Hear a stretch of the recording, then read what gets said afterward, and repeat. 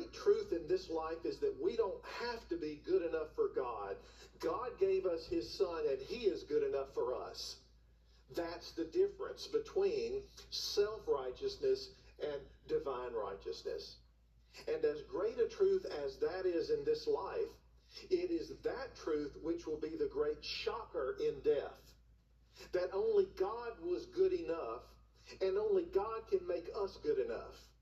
All attempts on our part to do God's part will be proven futile and eternally inadequate at the seat of judgment. We cannot be good enough no matter how hard we try.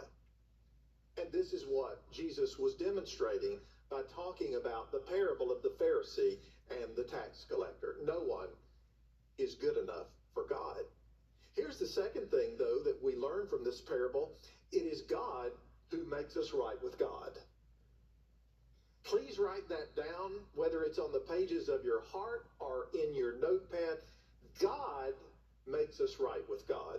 The Pharisee was counting on his own ability to make himself right with God. The tax collector was counting on God's mercy to make him right with God. One was trusting in himself, the other was trusting in God. And this is the difference between salvation by grace through faith alone and the faulty notion that we can be saved by our own good efforts. One of the first memory verses that I was challenged to commit to memory as a new Christian is actually two verses, Ephesians chapter 2, verses 8 and 9. And I want to display it on the screen because this verse is the go-to verse as the proof text for why we cannot trust in our own good works in order to be saved. Paul wrote these words, for by grace you've been saved through faith, and that not of yourselves, it is the gift of God, not of works, lest anyone should boast. And I wonder if you'd mind reading that aloud with me from the screen. Let's do it.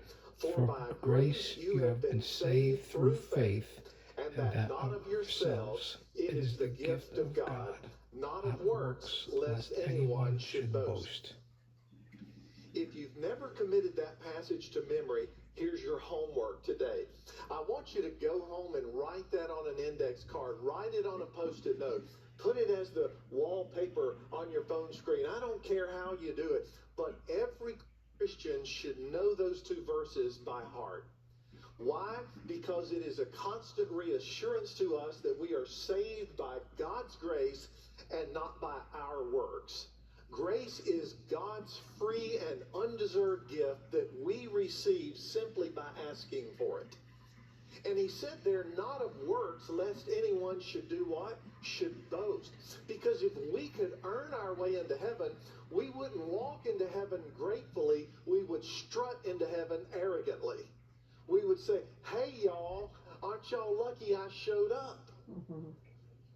I got news for you. No one is going to strut through the pearly gates of heaven. Mm-hmm. We're going to walk through the pearly gates into heaven, our eternal home, with humble hearts, realizing it is by the grace of God and only by the grace of God that a sinner goes to heaven. No one goes to heaven based on your good works.